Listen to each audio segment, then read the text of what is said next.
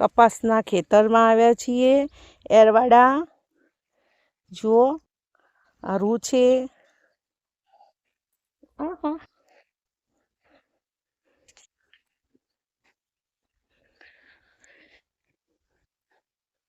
દૂર દૂર સુધી કપાસ કેવું ફેલાયેલું છે જુઓ.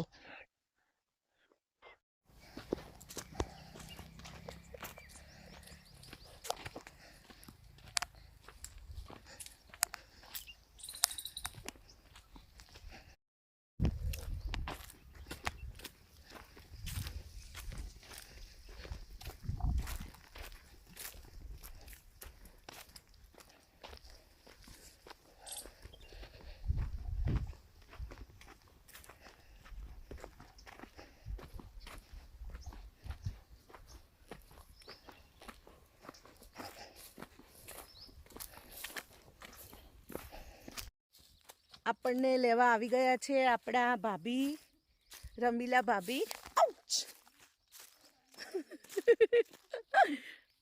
અલે આમ મોઢું તો દેખાડો તમારું. અરે અમારા ભાભી છે, અમને લેવા આવ્યા છીએ. અમે રસ્તો ભૂલી ના જઈએ એટલા માટે. જો અહીંયા તો કેવો છે, રસ્તો ભૂલી જ જવાય. એકના ખેતરમાંથી બીજાના ખેતરમાં જતા રહીએ આપણે. દૂર ત્યાં પેલી ઇકો દેખાય છે, એ આપણી ગાડી પાર્કિંગ કરીને અમે એટલેથી આટલો દૂર આવ્યા છીએ.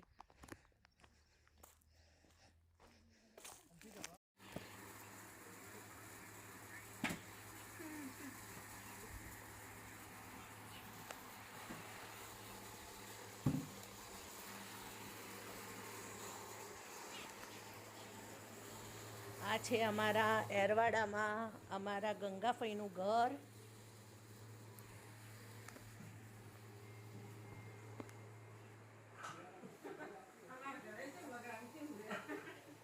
આ અમારા ભાભી છે. ઈંટવાડાનું ઘર છે. જો આ કુલર પણ એ લોકો રાખે છે બહુ ઉનાળામાં ગરમી પડે ત્યારે. આ કોથળા તમને દેખાય છે, કોથળામાં તુવેરો ભરેલી છે. જો એમને ખેતરમાં તુવેરનો પાક કરેલો. જો આ તુવેરોના કોથળા ભરેલા છે અને દૂર સામેવાળા ખેતરમાં તુવેરો બની હતી.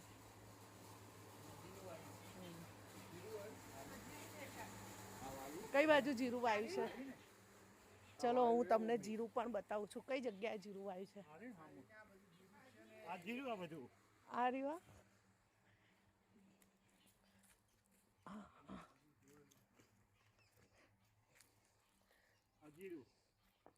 ઓહો, આ જીરું વાયેલું છે. તો જુઓ આ જીરું છે. તુવેરો લેવાઈ ગઈ છે અને હવે આખું જીરું વાવ્યું છે. 3 વીઘા ખેતરમાં જીરું ઉગાડ્યું છે.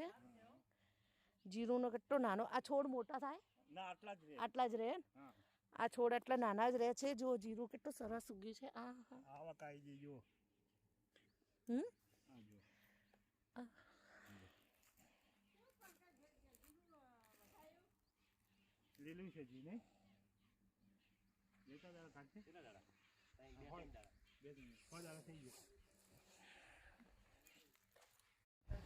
ભાભી અહીંયા ચૂલા ઉપર જ રસોઈ બનાવે છે. બહુ જ મજા આવે છે. ચૂલાની રસોઈ પણ એટલી મીઠી લાગે છે. જુઓ આ બધું. આ તુલસીના ક્યારા પણ છે, એલોવેરા છે. એમને બોર પણ નાખેલો છે. જમીનમાંથી પાણી આવે એના માટે. એમના ખેતરો 3-4 ખેતરો છે એટલે એમને પાણીની અગવડ ન પડે એટલા માટે એમણે બોરની વ્યવસ્થા કરેલી છે. આ બોર છે, આમાંથી પાણી આવે. જો એ મોટર ચાલુ કરે એટલે પાણી આવે. તમે જોઈ શકો છો. આ પાણી છે થોડું. પછી આવા પીપ ભરી દે એ લોકો અને ડાયરેક્ટ ખેતરમાં પણ પાણીનો છંટકાવ થઈ જાય એની પણ વ્યવસ્થા કરેલી જ છે. આ નૈસર્ગિક વાતાવરણમાં આપણને ખૂબ જ મજા આવે. દરરોજ કુદરતી હવા મળે, ઓક્સિજન શુદ્ધ મળે. સમય હોય તો આવા વાતાવરણમાં અચૂક રહેવું જ જોઈએ. આહા, અહીંયા મીઠો લીમડો પણ છે. આ રહ્યો. આ એમના કોઈ દાદાનું મંદિર છે. આ મીઠો લીમડો છે આખો મોટો બધો. મીઠો લીમડો, કડવો લીમડો, બધા જ લીમડા છે અહીંયા. પક્ષીઓને પાણી પીવા માટેની પણ વ્યવસ્થા કરેલી છે. જો આ રીતે વેસ્ટમાંથી બેસ્ટ.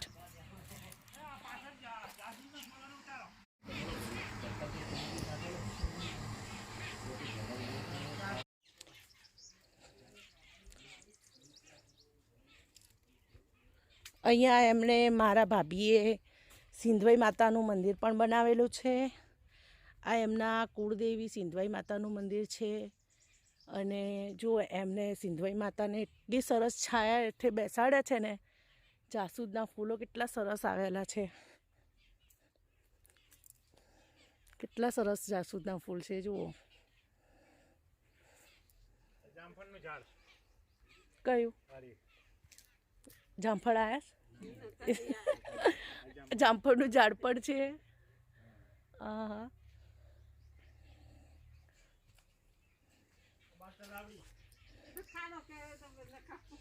કઈ બાર તલાવડી?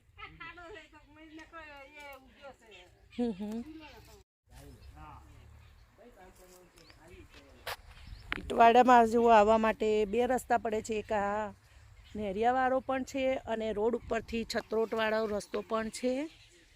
અમે રોડ પરથી આવ્યા કારણ કે અમારી ગાડીને પંચર ના પડે ને એટલા માટે. તો બહુ સરસ છે ફાર્મ એમનું. ચલો આપણે રાજગરાનો છોડ પણ જોઈ લઈએ છીએ. આ રાજગરાનો છોડ છે. આ રહ્યો કેટલો સરસ લાગે છે જો.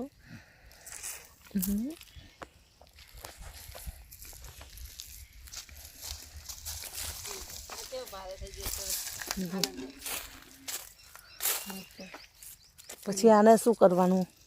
આને સૂકવીને પછી લઈ લેવાનું. જોતા દબાવવાનું દાણા નીકળે. એને પણ મશીનમાં નાખવાના? ના ના, આ હાથે ખંચી લેવાનું. હાથે હાથે જ નીકળી જાય દાણા? કાચો છે. હા હા. દાણા નીકળી જાય કાચા દાણા. તો આ ઈસબગુલ. કયું ઈસબગુલ છે? આપણે થોડા જેવી કહે ને ઈસબગુલ. આ ઈસબગુલ વાયુ છે જો. હા. બીજું શું છે? આ શું છે ભાભી? એ તો ચીલ ચીલ આવે. ખડ. ખડ એટલે કશા કામનું નહીં ને? ના, કામનું નહીં. કશું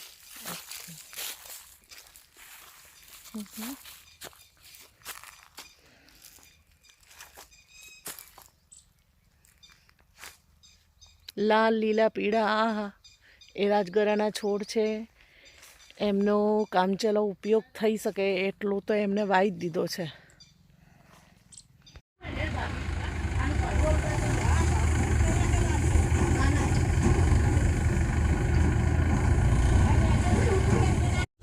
જો આ તુવેરો છે. હવે એમને તુવેરો લઈ લીધી છે એટલે થ્રેસર મશીનમાં તુવેરો ચોખ્ખી થઈ રહી છે. ચલો આપણે જોઈએ. પેલી બાજુ ના જવાય. કોતરી બધી આપણા આંખોમાં આવે. આંખોમાં આવે.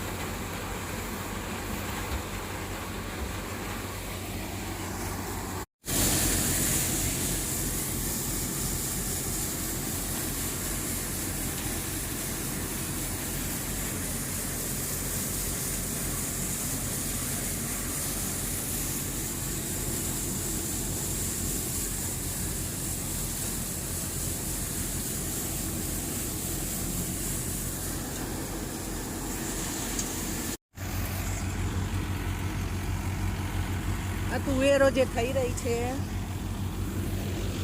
થ્રેસરમાં, એ 1 કલાકના થ્રેસર મશીનનું ભાડું 1200 રૂપિયા છે અને મજૂરોનું 1 કલાકનું 150 રૂપિયા. એ પ્રમાણે 3 મજૂરો છે. તો આ 1 કલાકમાં તુવેરો લગભગ 70 મણ જેટલી ચોખ્ખી થઈ જશે. જો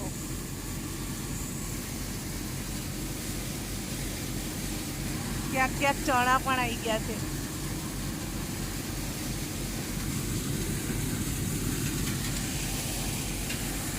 મિહિરને પણ મજા આવી રહી છે જોવાની. જો કેટલો આતુરતાથી જોઈ રહ્યો છે.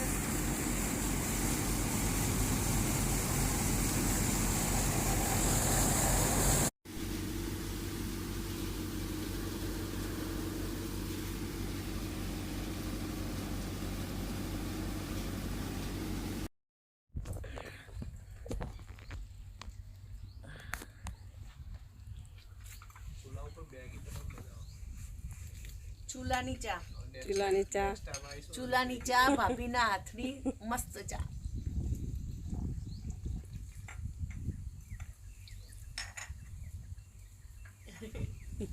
ચૂલા ઉપર હવે મેગી બનાવીએ તો પણ મસ્ત લાગે. મસ્ત લાગે.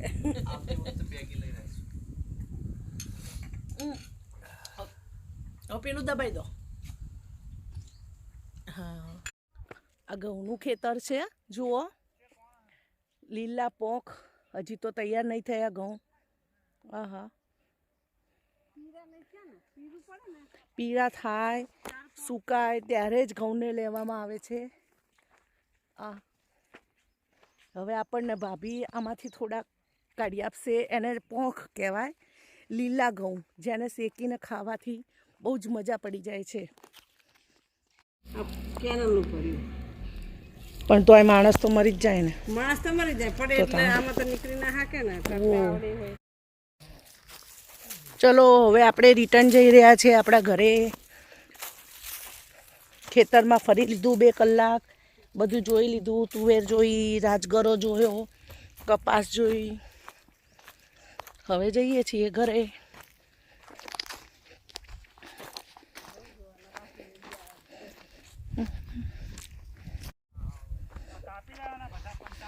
ભાભી મૂકવા આવે છે.